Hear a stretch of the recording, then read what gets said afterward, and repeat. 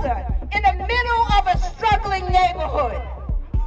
Despite widespread community opposition from community members and elected officials, New York City intends to move forward with a plan to bring 3 new homeless shelters to Staten Island by the end of 2022, quadrupling the borough's number of such facilities.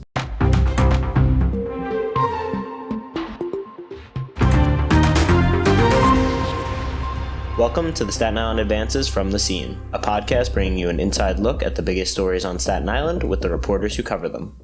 I'm your host, Erik Bascome, and this week I'm joined by Staten Island Advance Public Interest and Advocacy reporter Paul Liotta to discuss the 3 new homeless shelters expected to open on Staten Island by the end of the year. Thanks for joining me today, Paul. I know you've been busy lately with election season really starting to heat up. What should Staten Islanders be on the lookout for while we work our way towards November? I think the national audience probably has their eyes on our local congressional race. Looks to be a rematch between Representative Malliotakis and former Representative Max Rose. Locally, I think going into the primary, the most notable race has been the Democratic State Senate primary for the North Shore in South Brooklyn. There's been some controversy in that race, to say the least. And I think we're just looking forward to getting in November and seeing who our new representatives are going to be. Yeah, and that North Shore race that you referred to is very interesting. Lots going on there, but maybe we'll save that one for a different podcast. So let's get down to the reason why we're having you on today, and that's to discuss the new homeless shelters that the city is in the process of opening on Staten Island. This is a story we've been covering at the Advance for several years now, really since former Mayor Bill de Blasio first announced his homelessness initiative in 2017. So what can you tell us about that plan that was announced back then, and what kind of the initial reaction to it was on Staten Island? Initially on Staten Island, I don't think it got a lot of traction. Senator Savino, she has a line because part of the plan was called Turning the Tide on Homelessness. Part of the plan was to site 90 new homeless shelters. And this isn't something that Senator Savino necessarily agreed with, but she kind of points out that, Mayor de Blasio told you what he was going to do. I never understand why somebody's surprised, which, to me is the correct perspective on people who seem shocked that, we have new homeless shelters on Staten Island. But the Turning the Tide initiative was sort of a just new way of approaching homelessness that's been a building issue in the city since at least the Giuliani administration. It's certainly gotten its fair share of criticism locally and throughout the city, but it was a 3-pronged initiative. First off, the idea was to keep people in homes, in their existing homes, with affordable housing and an end to illegal evictions. I would say some progress has been made on illegal evictions. In terms of affordable housing, I think that's only gotten worse. His second prong was improve services for the city shelter system. So better security with NYPD, better mental health, better drug treatment, the services that people who might be, living through crises that they really need. And then the final prong was a really major shift in our entire shelter system. So starting in the Giuliani administration in 2000, there was this shift toward cluster sites, and they would basically just put homeless people up in hotels. So the cluster sites were sort of, the city would pay a private landlord, a private apartment owner, a certain number of dollars, and then a cluster of apartments in a given building would be reserved for people experiencing homelessness. And then the hotel system, was, pretty straightforward, same thing, but it would be for hotel rooms. And it's not that those systems weren't without controversy. That murder that happened in the Ramada Inn, that was that type of situation. And what de Blasio wanted to do was essentially shift from those more private, systems where you put people in private housing or private hotels, and shift it to, city owned, not necessarily maintained through work with nonprofit organizations where, homeless people could go as they get themselves back up on their feet or, as they need it. So it really was a pretty major shift in terms of the homeless population and how we approach it in the city. But it has not met with, controversy.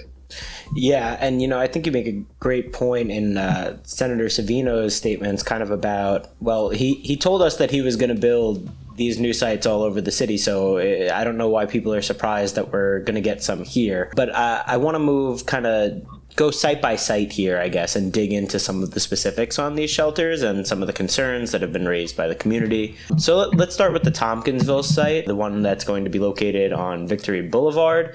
So what kind of people are going to be living in this facility, and why do so many people on the North Shore, including Councilwoman Camilla Hanks, seem to have an issue kind of with this location? I think to talk about that site, it doesn't really start without the sheer size of it.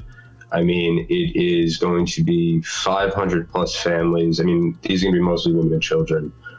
Men don't usually make their way into these shelter systems, but it's going to be on the corner of Victory and Bay, same block where Eric Garner was killed. And there is another shelter that is about, 5-minute walk away tops. It's on Central Avenue. So I think a big part of Councilwoman Hanks's opposition is, both the size and that it's already in this area that, we've been trying to push toward like a renaissance of some kind for decades now. And I think there's a sense that this might hinder that renaissance. But I mean, just as sort of, and the most vocal voice in the community had been opposed to it, but just sort of a bright spot that I just found today. I was talking with Kelly Villar at the Staten Island Urban Center, and her headquarters is on the same exact block. And she's approached Councilwoman Hanks with other members of the community, and they're sort of just gotten to the point where they're like, well, this is going to happen. So how do we ensure these people have the best possible experience and that it's the best possible experience for the community? Like, how do we work together to make sure? She referred to it as a virtual muffin basket, which I thought was a nice way of putting it. And she brings up a great point, because I mean, despite how people try to, paint these situations, people living in the city shelter system are having a really rough go of it. It's hard to be homeless to begin with, and then dealing with navigating the city's homelessness system it's extremely tough. But yeah, I mean, I think with that shelter, it's the size. It was with all the shelters, it's sort of that they were just kind of thrust upon us. And it's that, it is in this area that people have been trying to paint as the up and coming part of Staten Island. Yeah, no, I agree. And I think that that's kind of a big part of it, even if that isn't what, is being said at the forefront, right? But I do think that the Bay Street rezoning, the revitalization, the downtown Staten Island, even though it's on the North Shore, not sure why it's downtown, but, that whole idea of they're redoing Minthorn Street and they're opening up Lighthouse Point, if that ever opens up. They've got the outlets over there. So just kind of the idea of, well, we're trying to make this, in some senses, a touristy attraction. When people are visiting, they take the ferry over and then they explore the area, and then do you want this large homeless shelter kind of in the middle of all of that, which I think is a concern for a lot of people. But then obviously you have to balance that with, well, these are the needs of the community, right? Like, can you do both at once and make sure that we're still providing the necessary services for these types of people? So I know that location has been controversial for a number of issues. But let's move on to the next site, which is the Stapleton site on Tompkins Avenue that is set to house about 100 homeless men. The major concern here seems to be, and we had an article about this recently, I think it was one of our opinion pieces from our editorial staff, regarding just the site's proximity to various nearby schools. So what more can you tell us about that? So the main concern with that shelter is a safety issue. It's going to be 100 homeless men. I mean, with 100 homeless men, you can't help but have concerns about, people with mental health issues, people who might be, abusing substances, generally who people consider to be unsafe in the public, right? So there is that underlying issue. Now, with that, it's in the proximity of 4 schools, 3 school buildings. One of them is the Hungerford School, which serves special needs children. There's the public school across the street. There's the intermediate school up the block.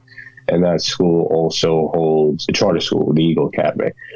So basically, you have 4 school buildings that are going to be within very immediate walking distance to what's going to be 100 homeless men, in a shelter. And I mean, there have been pretty mass protests. These are the ones that I've seen the most public protests for. Former Councilwoman Rose, she organized something last summer saying that, because this is in Stapleton. I mean, it's again, this is in walking distance to, the Stapleton houses. Why would the Department of Homeless Services place a shelter in the middle of a struggling neighborhood with the highest incidence of gun violence, where the local food pantry struggles to address food insecurity for hundreds of residents daily, where 51% of the residents of Stapleton are rent burdened and 1 in 14 are unemployed?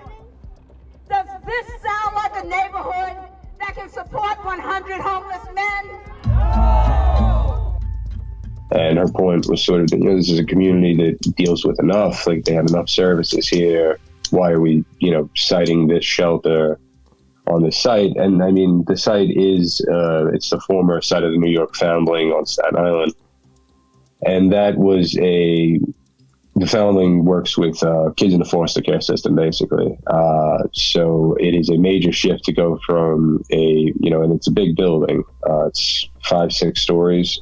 So it's a major shift to go from, a building that deals exclusively with kids in the foster care system to dealing with 100 homeless men. So I think overall that site is like a safety issue, but I have heard from some officials, sort of off the record, that they made the point essentially that, well, this site it's about 200 yards back from the street. So with the proper security, they made the point that maybe this might not be as, major concern as people in the community were making it out to be. I mean, as things progress, I think that sort of remains to be seen.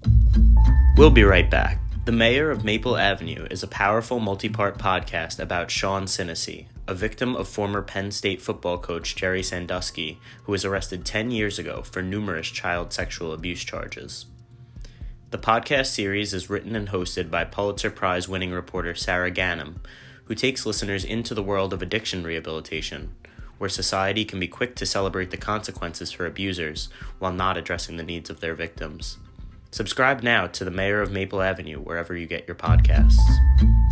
Yeah, and I think that this is really the most curious one to me, because when you just hear it on the surface of they're going to cite this homeless shelter for 100 homeless men next to 4 schools, like, is that like a thing that, do we see that in other parts of the city? What did the city have to say when we, in response to these protests, in response to these concerns from the elected officials? To me, it just seems odd that would be a site that they choose. They wouldn't think, oh, well, maybe we should pick somewhere where there are less school children on a daily basis. I mean, that's just a weird one to me. So I'm curious kind of what the city had to say, if anything, kind of about that. I mean, I think that they just have the boilerplate, we're going to make sure it's safe. I mean, either they're going to make sure it's safe and there will never be an issue and they'll be right, or they're going to be miserably wrong one day. And that remains to be seen. I mean, the issue with all these shelters is that, so basically in the city building code, there is this thing called it's as of right development. Mm-hmm. And the city found a bunch of sites, wherever they cite them in all 5 boroughs, they found sites where you can do it as of right. So, for example, the shelter in Tompkinsville, how it used to be the drive-through, Wendy's, KFC, they essentially left like a cornerstone of the building. And since you left the cornerstone, you can build as of right. The one that we're going to talk about in Grasmere, that's an as of right because of weird zoning issues. The Foundling building, they're literally not really doing anything to it, so it's as of right. And I mean, the city smartly identified all these sites around the city that, they don't need to take community input. They don't need to, ask about, well, what do you guys think of this? They hold meetings, but they're essentially meaningless. So the city made these decisions. They cited these locations, and unless the mayor makes a decision, in the opposite, it is going through.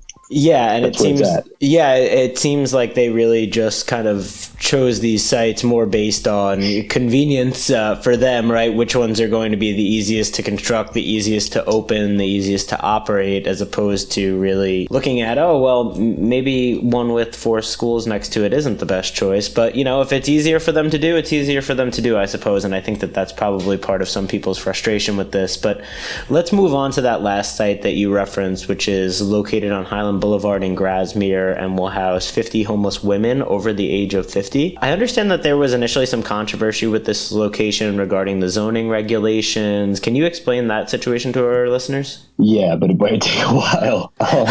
Give us the gist. Yeah, obviously we don't need to go through the whole building code. Long story short, that is a doctor's office. A doctor's office in that location is not consistent with zoning in the area. But in the 1970s, 1980s, there was a major shortage of like doctor's offices as development was happening around the city. It's true in outer Queens, southern Brooklyn, Staten Island, obviously. So they needed to figure out a solution because doctor's offices were not conforming to the zoning codes, and rewriting the zoning code is a nightmare. So instead of doing that, they essentially laid out an exemption to the zoning code. That's how that doctor's office got put there. So the guy who owned it, who was a plastic surgeon, I think, who owned it, he had it for sale for a while. And the city came in and said, well, we're going to do it this way. And then former councilman Matteo had the idea that it did not conform with the zoning code. And Borough President Otto at the time was actually on board with this too. But essentially, when I started talking to them, the Department of Buildings already told me, like, well, here's in the building code, ABC, like how we're going to do this, why it's legal. I got into a bit of back and forth with Otto's office. It just kind of like, the conversation ended at some point, fine. But they called me back. I'm like, oh, yeah, the Department of Buildings is actually right. Like, that's how they're going to do it. And as with all these things, people talk about fighting it, but the city has, again, this isn't like, I'm not necessarily crediting the city with anything, but the city has like identified these locations. They have their ducks in a row, and good luck fighting it. Yeah, and let's actually get to that. And so we've discussed all the sites and the opposition that they face for various different reasons. But I'm curious what kind of efforts that the local elected officials have actually made to try and encourage Mayor Eric Adams' administrations to reconsider some of these sites. Publicly, there's been a lot of letter writing. Local officials, elected officials, they'll make the statements.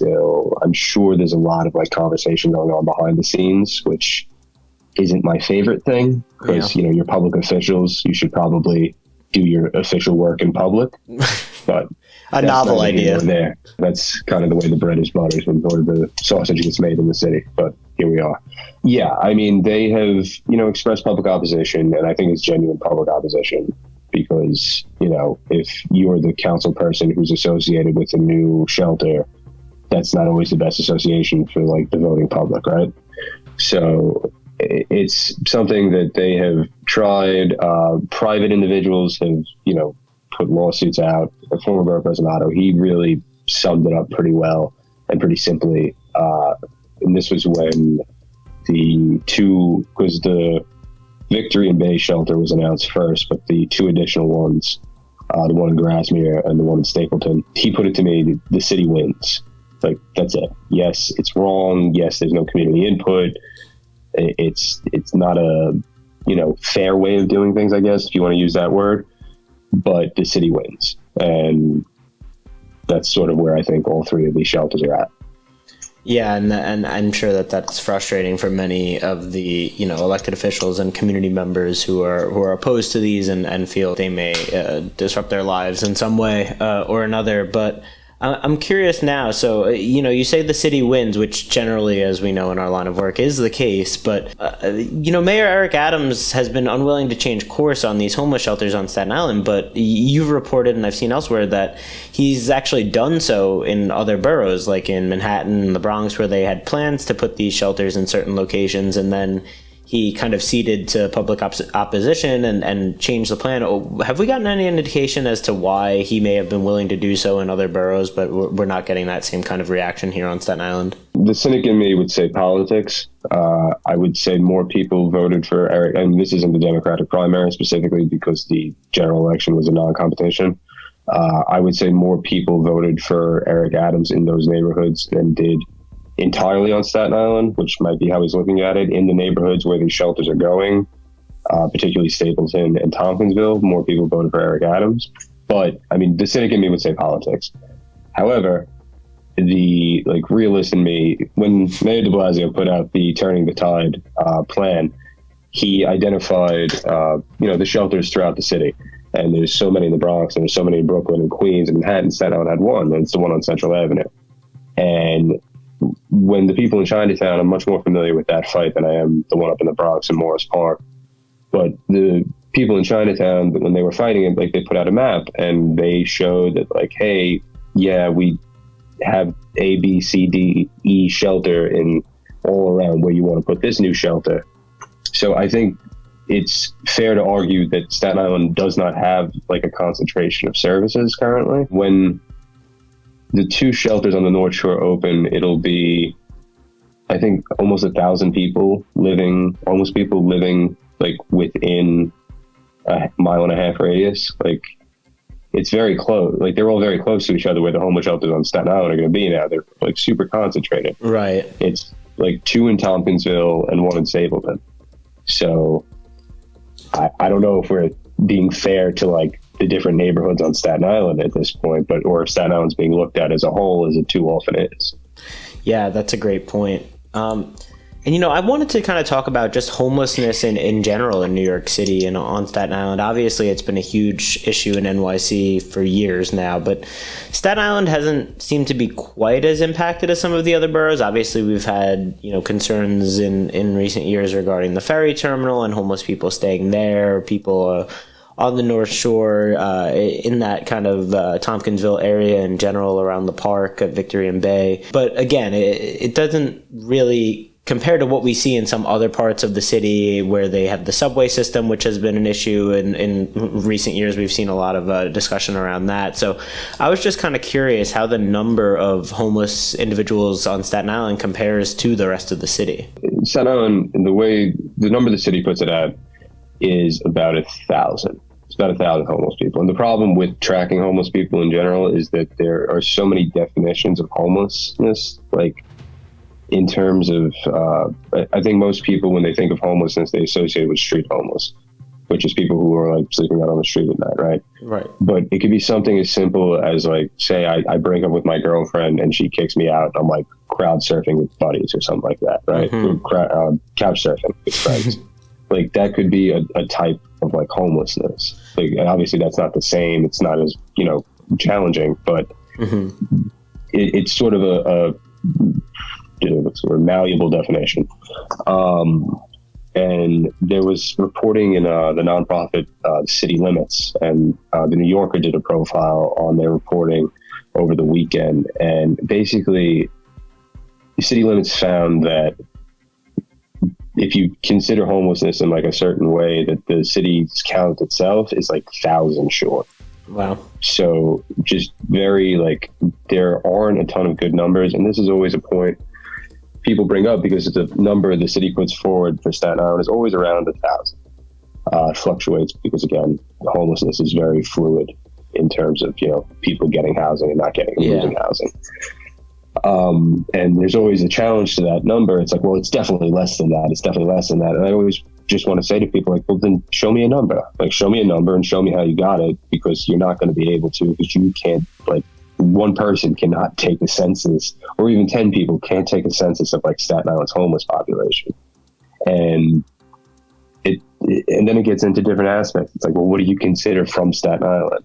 Like, is someone who's living in a shelter in the Bronx for 1.5 years or for 6 months, I should say, or a couple months, but, grew up on Staten Island, is that a Staten Islander? And it's very hard to keep track of the numbers, but yeah, I mean, the city has always put us around 1,000. The city puts it around 50,000 people in city shelters. Wow. And about 1,000 of those are from Staten Island.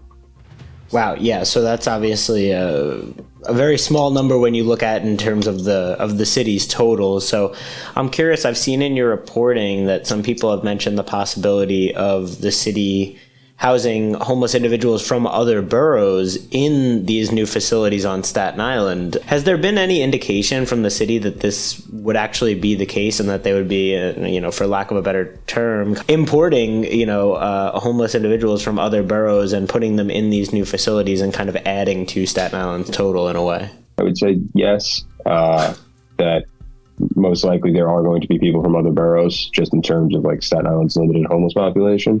It seems that it would be difficult to prove that, you would have to take a census of every person in every Staten Island like homeless shelter, and then eventually you'd find something like, oh no, I'm actually from Brooklyn, or like, oh, I'm actually from Queens, or I'm from wherever. Again, I don't know anyone outside of city government who has the time and the resources to do that.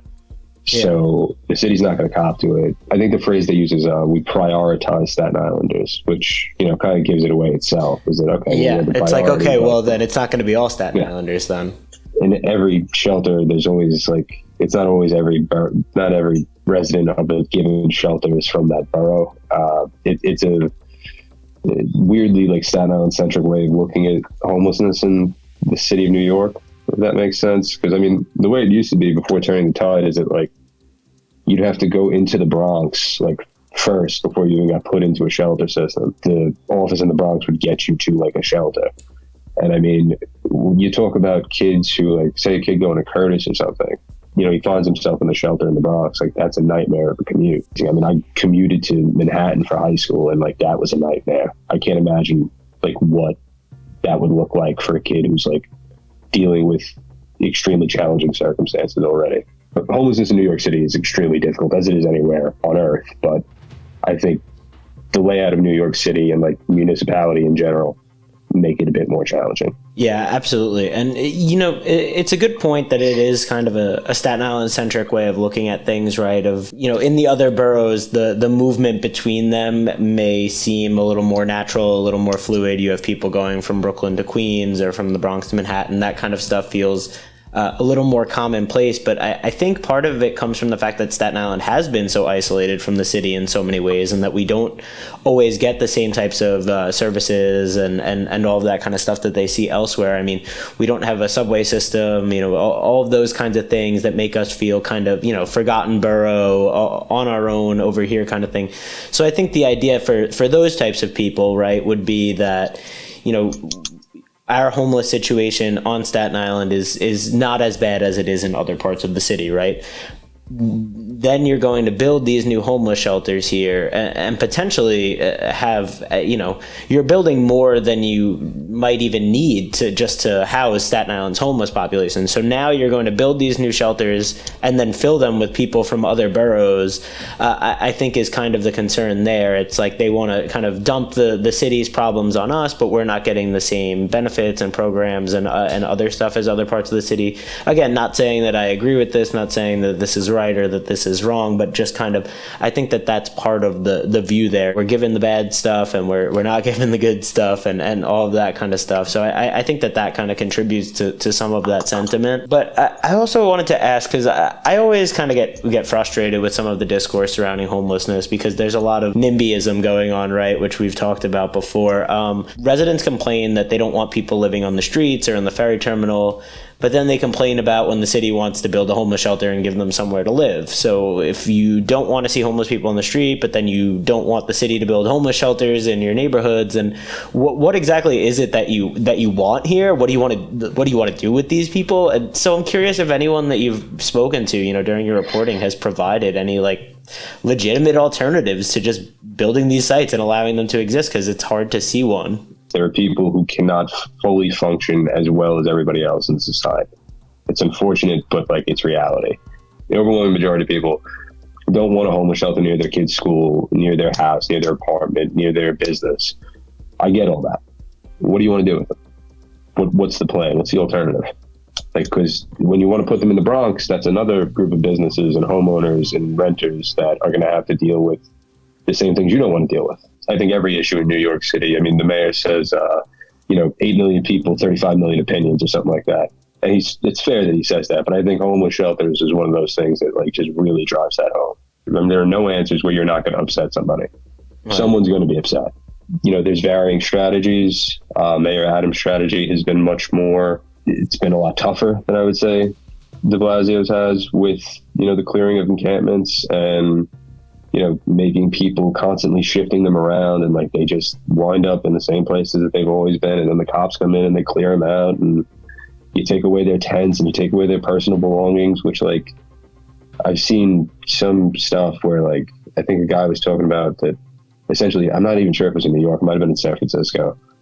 He's talking about like how everything he owned they just took, And like, this is someone who has very little to begin with. Right. Yeah. I don't know how that's solving. Yeah. I don't understand. Yeah.